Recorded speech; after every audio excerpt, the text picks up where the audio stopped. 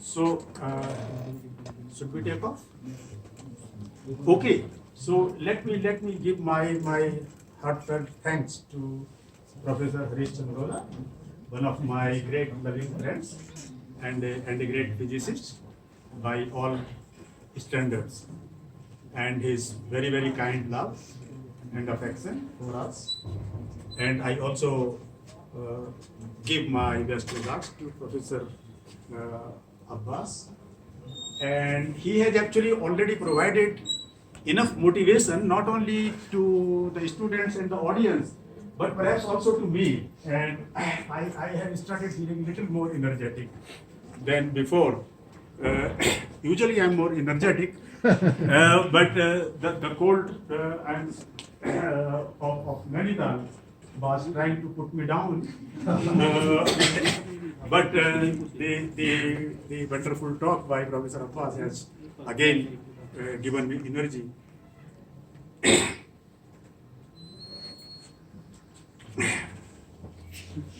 So, because he has given many thoughts, many wonderful ideas, which I could talk about.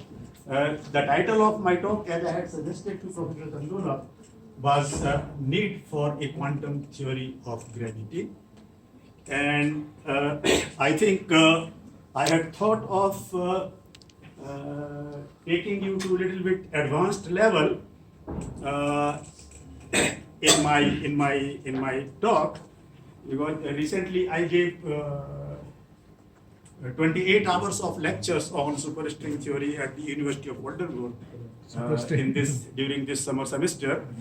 But the previous talk suggests me that I should keep my level as low as possible, and perhaps I only try to introduce some basic idea. You could have more opportunities to go a little bit further, to touch upon little more advanced topics. I have already given my suggestion to Professor Chandrola to put an additional board here, where one could maybe work out some steps. Yes, it's here, I know, but this is an additional suggestion because he has a lot of money now. Rich department. Not to throw away. With the efforts of all of you. Okay, so I think let me have before I give my first before I really begin my own talk, let me just give you some remarks on his on it. Yes, this is good. You can put it on and you can actually switch it off. Yes, this I do not need this. You can simply switch it off.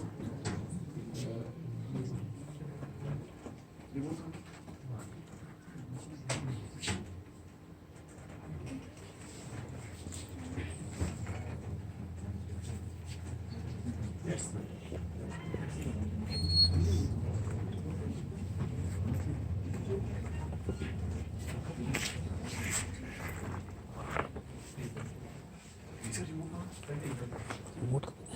Remote हो गया Yes. Oh, that's really good.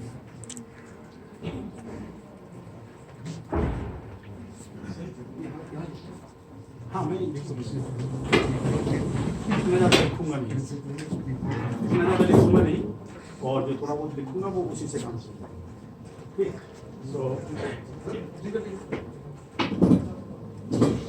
all right. So I think I would keep myself.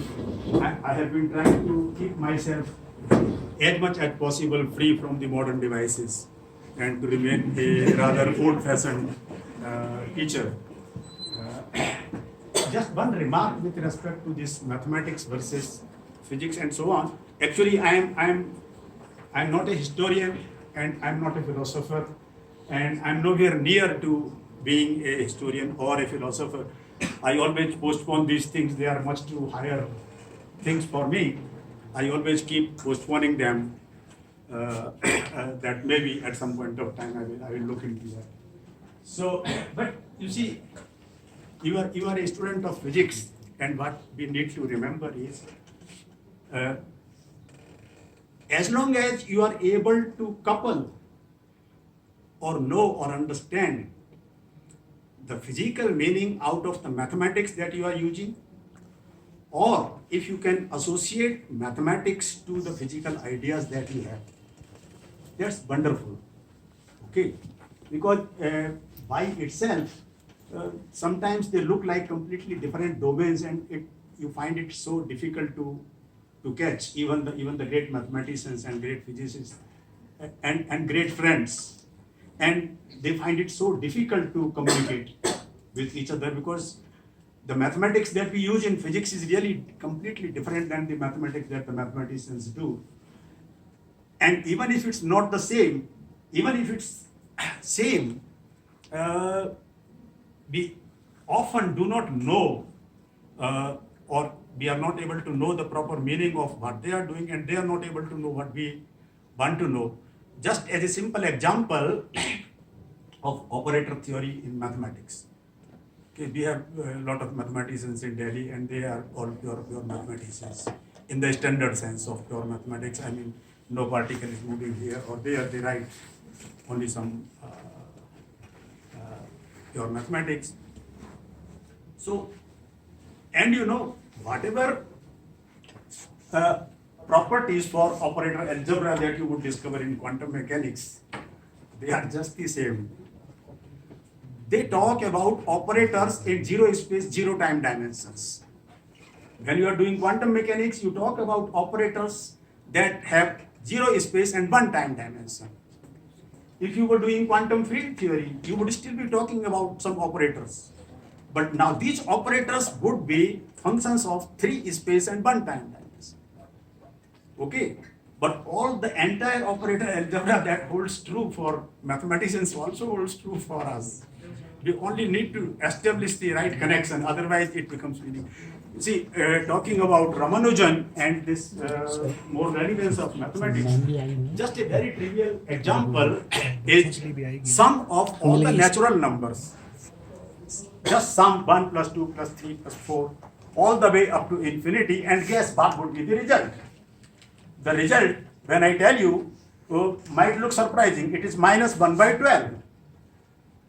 Ramanujan was able to prove it more than a century ago. You see. So, and now string theory, superstring theory, they use this result. Now you have more modern mathematical techniques to prove this. In my Facebook post, one of my Facebook posts, I have given the original reference of how Ramanujan got to this. Okay, and now zeta function regularization and so on, and you discover that the sum of all natural numbers is minus 1 by 12. How it is relevant to my talk and to string theory or superstring theory is, in bosonic string theory is 26 dimensional. Superstring theory is 10 dimensional. So, but we live in 4-dimensional world. Okay, so the extra dimensions need to be compactified. And how do you fix up the dimensions in string theory, called as the critical dimensions of string theory, to 26 in bosonic string theory and to 10 dimensions in superstring theory?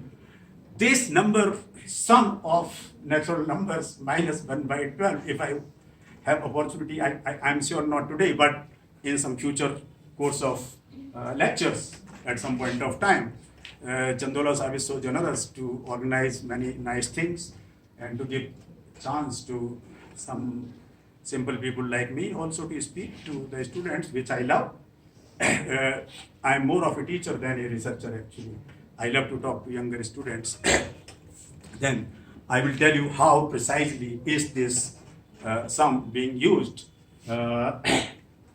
in string theory and superstring theory to fix up the number of extra dimensions, or just to fix up the total number of dimensions of a string theory to 26 or to 10. This plays a very, very crucial role.